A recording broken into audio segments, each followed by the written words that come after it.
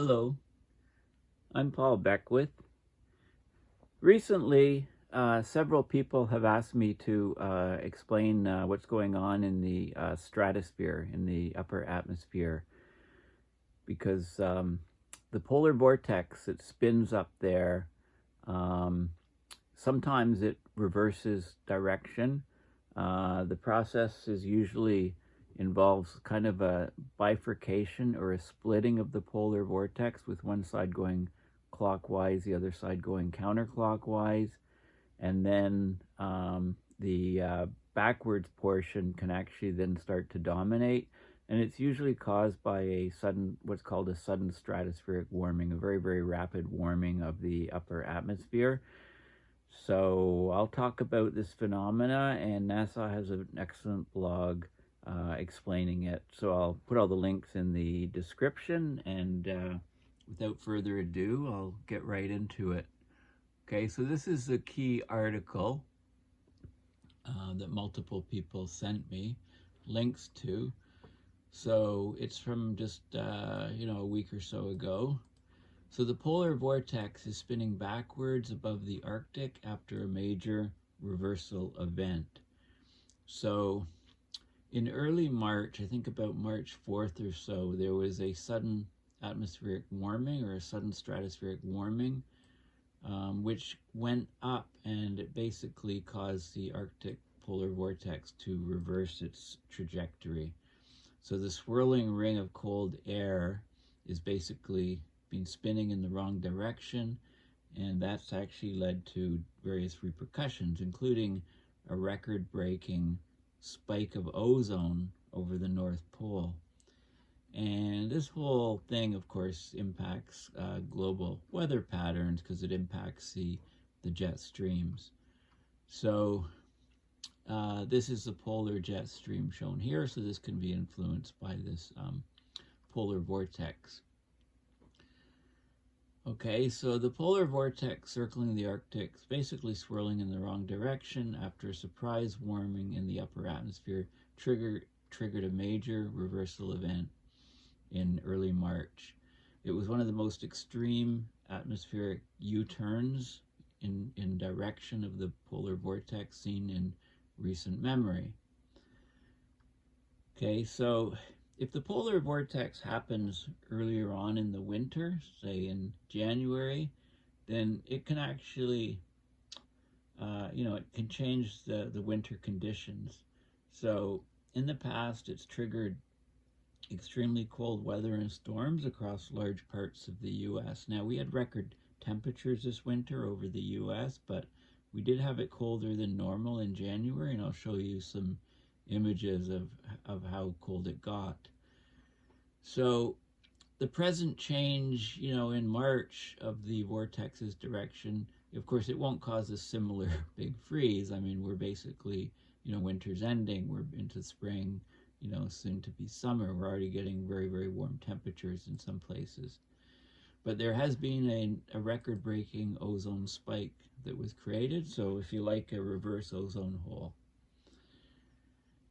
The polar vortex is most prominent. It's the strongest and set up strongly during the winter months. It extends into the stratosphere up to about 50 kilometers above the surface, 30 miles above the surface. The vortex spins counterclockwise with wind speeds of about 155 miles per hour, or 250 kilometers an hour, which, think of a Category 5 hurricane for comparison, although this is high up in the atmosphere where the air pressure is much, much lower, so it's easier to get those higher speeds. There's also a similar vortex encircling Antarctica during the southern hemisphere winter. Now, these polar vortices can occasionally reverse temporarily. The events can last for days, weeks, or months, and are caused by this sudden stratospheric warming. So an SSW event, or sudden stratospheric warming, occurs when temperatures in the stratosphere climb by as much as 90 degrees Fahrenheit, which is 50 degrees Celsius, in the space of a couple days. Okay, so this is the polar vortex in the normal direction of it. This is the polar jet stream. And of course, we know that it's becoming much wavier as the Arctic is warming much faster than the rest of the planet. So what causes the sudden warming, the sudden stratospheric warming? Well, this is an area of active research. We think it's caused by these so-called planetary waves in the atmosphere, which are compression waves that are formed when air rises into a region of different density, and then it's pushed back downwards by the force of the Earth's spin. So we get adiabatic cooling, adiabatic heating, and this process can disrupt and then reverse the vortex flow. So March 4th of this year, that's when the current reversal event in the Arctic began, but the winds are right now, okay, this article was published the end of March, so the winds were already starting to slow down then, hinting that the vortex would return to its normal trajectory soon, and that turns out to be the case. I'll show you a lot of Earth Nullschool images showing you what's going on. So this reversal was substantial, according to Amy Butler, a climate scientist at the National Oceanic and Atmospheric Administration, NOAA.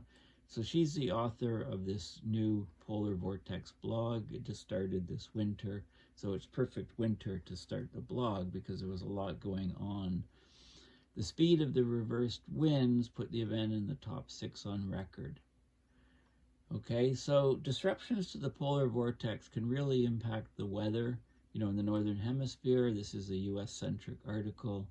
So in 2019, there was a massive cold front which descended across the Midwest in the winter, and this happened during a polar vortex reversal. So if it happens in the winter, you can get really cold outbreaks, but because it's happening in March, we're already heading into spring, so we're seeing other effects like a spike in ozone, not a cold outbreak.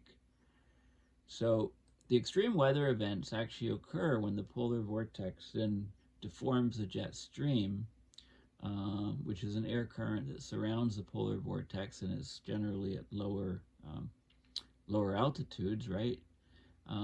So it exposes lower latitudes to large blobs of icy Arctic air when the jet streams become much wavier. But the disruption of the polar vortex in March did not really change the shape of the jet stream, according to this article, and we'll have a look in Earth Nullschool. Okay, so the weather patterns, it of course doesn't lead to a cold outbreak in March. It has to happen, say, in January or something. But the change in the air temperature around the Arctic, it sucked up large amounts of ozone from lower latitudes. It created this temporary ozone spike, which is the opposite, if you like, of an ozone hole. It's a reverse ozone hole. It's an ozone surplus. Currently, so as of the end of March, there's more ozone surrounding the Arctic than at this time during any other year on record, according to spaceweather.com. But the polar vortex is starting to return to normal, so the ozone spike is decreasing. The current reversal is the second of its kind this year. There was a smaller event in January that did cause a brief cold snap in some states across the US. Okay, so there was a small reversal, and I'll show you the data on this. Now, interestingly, the sudden stratospheric warming events are more likely to occur during El Niño or La Niña. They're more likely to occur when there's an ENSO event going on. If ENSO is neutral, they're less likely to occur. And that's generally because, during an ENSO, El Niño or La Niña, the global weather systems are more unstable. That sets the stage for more planetary waves, which can then disrupt the polar vortex. Okay, so that's the gist of the article. And let's have a look at some of the other corroborating papers. Here is an article from January 8, 2021, where the wandering polar vortex may cause a wild snowy winter. So this shows you the progression of the vortex. So the dates up here, the red is hot air and a high, the blue is cold air and a low. This is December 1st, and it's cycling through. And you can see the hot air. Here's the polar vortex. You can see the hot air coming and encroaching on it, and then it basically you get a bifurcation and a splitting, and that was carried all the way, and now it's reversed basically.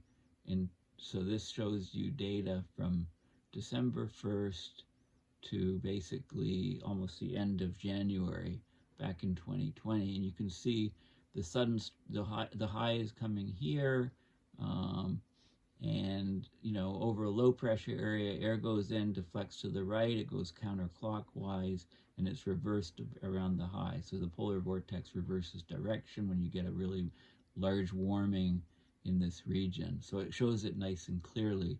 And when this happened in December, January, then it caused an outbreak and extremely cold temperatures. And of course, the Arctic warming is a huge influence on these type of events. The warmer than usual temperatures in the Arctic are likely throwing the polar vortex out of whack. And yeah, so there's a good article with, it's mostly for this animation that I wanted to show you, because it shows you clearly, what's happening with the sudden stratospheric warming and the reversal of the polar vortex. So the atmospheric waves, or planetary waves, those are more likely to happen during an ENSO event, whether it be a La Niña or an El Niño. So the atmosphere is full of waves, and here's an example of some gravity waves that you can see. So the flow of air is perpendicular to the ridges. So you get compression waves occurring, and you can clearly see them in this astronaut photo taken from the ISS. Gravity waves are seen off Lake Superior. They look like ripples in a pond. They're most likely caused by instabilities from warm land air flowing over the cool lake air. In this case, the gravity waves are perpendicular to the flow. So the flow will be this way, warm air coming over the cold lake, and it sets up these gravity waves. And here's how you can see them from the ground. You get these long lines of clouds, occurring. Okay, so you get expansion and compression of air. Okay, and the flow would be perpendicular to the cloud fronts, basically. Here's some more images showing you the gravity waves, etc. Okay, so there's planetary waves and there's gravity waves. So planetary waves are propagated by the rotational forces of the Earth rather than gravity. Planetary waves occur when a parcel of air gets bumped to a region with a different rotational speed, and the Coriolis force pushes it back. As such, gravity waves can propagate vertically and horizontally, whereas planetary waves only propagate along meridians of longitude. Okay, so you get these different, this is Earth's thermal atmospheric tide, shows variations in temperature and wind at 100 kilometers above around the mesopause, between the mesosphere and thermosphere. So this is very, very high up in the atmosphere, and you can see these oscillations, these highs and lows, and the reds are warm temperatures, the blues are cold temperatures. Okay, so you get these basically wave situation in the atmosphere. What is a sudden stratospheric warming? The Met Office, the UK Met Office, has a blog, and this was explained quite a few years ago now, with sudden stratospheric warming, and how because they were very interested, the UK Met Office, and they still are, because the sudden stratospheric warming is a rapid warming up to 50 Celsius in just a couple of days in the stratosphere, between about 10 kilometers and 50 kilometers up. And it can affect the jet stream, which can then affect cold outbreaks. So the UK, can get extremely cold if these events happen in the middle of the winter. So they have a blog. This is a recent blog. This was just posted a couple of weeks ago. So this is the Polar Vortex blog. It's a blog about monitoring and forecasting the stratospheric polar vortexes and how they do and don't, mostly don't, affect extreme winter weather and seasonal climate. Okay, so it was a perfect winter to launch the Polar Vortex blog because the stratospheric polar vortex was pretty active this winter. Okay, so the screaming fast winds that circle the North Pole high above the surface during polar night have completely reversed twice. And in between those two events, there was a maybe. Okay, so it reversed here, and it reversed here, and there's a maybe here. It looks like it reversed here. The vortex's west to east winds, that's west to east westerly winds here, if it's above zero, and easterly winds here, this is when the vortex breaks down. So over, usually, so it reverses direction for the winter, and then it reversed here and reversed here probably, and then a big reversal here. This is one of the top 6 we've seen, and this caused a huge ozone spike. There's a large range of variability by the light blue envelope. This was the forecast, so this is actually basically being realized out in the last, since this was posted, this blog was posted on March 20th. Okay, and then so this is March 20th here, and then the forecast, which is kind of, a weakening of the reversal, and then going back into, westerly again. So we'll have a look at Earth Nullschool and see, but just keep this in mind. But it was very spiky behavior this winter. Okay, so there were at least 2 disruptions where dips below the 0 line, and that means the prevailing west to east winds at 60° north reverse direction. Okay, so why do we pay attention to them? Well, we can get cold outbreaks. So the one in January here, even though the dip was short-lived, it changed direction. It stopped and changed direction. So in January, there was a cold outbreak in the U.S. This is a contiguous U.S. December, much warmer than normal. January, there was a cold outbreak across the country, much of the country. And in February, it was super warm again. So we had the warmest winter on record, in spite of the cold here, but the cold here can be associated with the polar vortex dip here. Okay, so all this starting, stopping, reversing, and collapsing has given us plenty of time to talk about, in the blog's first season, which is great, because some winters come and go without a single interesting thing happening in the stratosphere. Okay, but there's lots of drama in the stratosphere this past winter. Okay, now it turns out that the odds of a polar vortex collapse are boosted during an El Nino. Okay, so if you make a table of the month and year of all polar vortex collapses, sudden stratospheric warmings, more events happen in the El Nino and La Niña winters than in neutral ones. So there were 42 events identified in the data set. 7, the event reversals, sudden stratospheric warming, and polar vortex reversals. So these things do happen. 17 happened during El Nino winters. 16 happened during La Niña winters. Only 9 happened during El Nothing or neutral winters. The subset winters that produce 2 sudden stratospheric warmings, the tilt towards El Nino gets a little stronger. Out of 7 winters with 2 sudden warmings, 4 of them occurred during El Nino winters, 2 during La Niña, and 1 during neutral. Okay, so based on the historical record, there's nearly twice as much chance that the polar vortex will fall apart in an El Nino winter than during a neutral winter. So 17 events in the El Nino winter versus 9 in the neutral.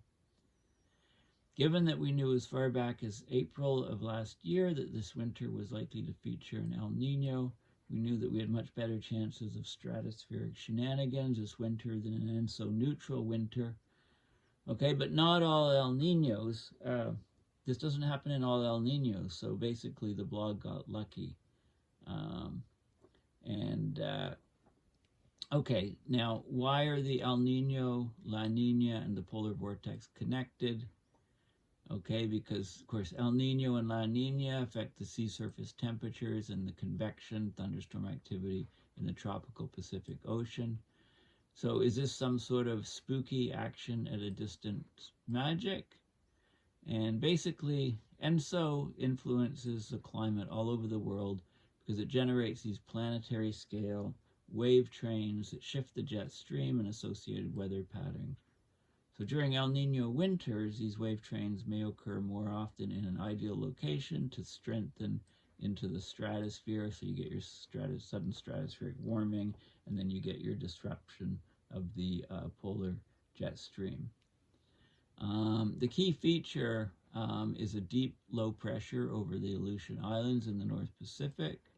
This tropospheric circulation pattern is the most favorable for producing these planetary wave trains that then jostle the stratosphere from below in just the right place and time to cause a vortex collapse. As it turns out, that's the exact circulation pattern that tends to recur during an El Nino winter. Okay, so here's a pattern preceding the polar vortex displacement. So high pressure over here, low pressure over here, and this is a pattern during an El Nino winter. You get a much higher pressure here, and higher pressure, and it's over a much larger area. So that leads to these this disruption of the polar vortex. Okay, the La Niñas also do the same thing, and we can't really explain why when there's La Niñas we get a lot more of these polar vortex breakdowns, but you know, we do know that planetary waves are set up. Okay, so basically the final question you might be asking yourself is, if temperature impacts during El Nino winters that have polar vortex breakdown, sudden stratospheric warmings are different from those that don't. And they are different. The average winter surface temperatures are different for El Nino winters with and without the polar vortex disruptions, sudden stratospheric warmings. But then when you get the warmings, you get an amplification of the effect. So it looks like we had a near miss around February 19th. And then a second full-on collapse on March 4th, okay, for the polar vortex. And again, we can go back to this graph here. Okay, so this was, you know, this was the one in January, which caused a cold outbreak in the U.S. And this one here was close to dipping down, but it recovered, and then it dipped down significantly to one of the most quickest reversals that we've seen, and I think the 6th largest reversal in terms of the reversal speeds. Okay, so very interesting blog, good explanations. Of course, the ozone, you know, this is showing the ozone hole over Antarctica. So what we had in the northern hemisphere is we had a reversal. Ozone was much higher than normal. We had a spike of ozone with the March 4th reversal. Interesting phenomena, needs to be looked at in more detail. So I just want to show you some of the Earth Nullschool images. So this is Earth Nullschool. I've set it to look at 10 hexapascals, and I've set the date to be, this is February 1st. Okay, so basically, you know, it's a bit offset from the North Pole, but it's very strong winds, 244 kilometer an hour, 221 kilometer an hour. Okay, so it's like the equivalent of Category 5 winds, very high up at 10 hexapascals, very low air pressure. Okay, and it's moving counterclockwise. It is offset. Then I had a look at it on, this is March 1st, and you can see, so what's happened is it's very strong here, and there's been a spin-off going the other way. Okay, so this is still gearing this way, this is coming the other way, so you can see this counterclockwise rotation and clockwise rotation. It's spinning off. This is March 1st. This is April 1st, back to very quiet conditions. Okay, where we're getting this counterclockwise rotation. Okay, so I mean, compare these 3 images. Very strong polar vortex. It's becoming much more quieter as we move into spring. this is the temperatures we're looking at. So this is a this is the February 1st. So this is associated with this. And you can see the temperatures, you know, very, very cold in here, minus 73.6, and cold here, not quite as cold here. Well, it's still pretty cold. Okay, so this is a polar vortex back in February 1st with the temperatures. And this is March 1st now. You can see, you know, it's starting to split, bifurcate, and you get warmer air temperature, minus 17.2 Celsius. So you're getting the sudden stratospheric warming.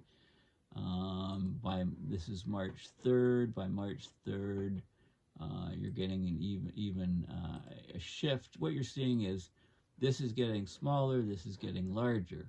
So the rotating polar vortex, rotating the other direction, is getting larger and starting to dominate. That's what you're seeing here, March 3rd. And if you go to April, you know, it's more back to sort of quieter, normal conditions. And this is the jet streams, and we can look at the jet streams. This is February 1st, so you can see, you know, convoluted distortions and so on. We can go to March 1st, right? Much wavier, you know, as the polar vortex is changing, the jet streams are becoming much wavier and convoluted. You know, I'm sure that's related. We can go to March 4th, which is the first date of the polar vortex, according to the article, switch, right? And then we can go to present. We can go to early April, April 1st. Very wavy. And then we can go to the present. Okay, so basically what I've shown you, I think, is, you know, that the polar vortex shifting phenomena is probably going to happen more and more often as climate change accelerates. And when it does, if it does in the winter, then we can get cold outbreaks. It can cause cold outbreaks because it affects the waviness of the jet stream, makes it much more wavy in the meridional direction, north-south direction. You can get cold outbreaks. So we had basically a small, well, and this is the process by which the sudden stratospheric warming can splinter and then reverse the polar vortex. And here we had in this blog, you know, it showed, I really like this graph, it showed how there was a reversal. It's westerlies in the polar vortex, but then it dips below in January, and we got an outbreak of cold in the US, and then it dipped below in mid-February, didn't quite make it, and then this very strong reversal of the polar vortex throughout March, but it's more or less back to normal. And you can clearly play around with Earth Nullschool to look at the, you know, I mean, we're looking at phenomena mostly at 10 hexapascals for the polar vortex.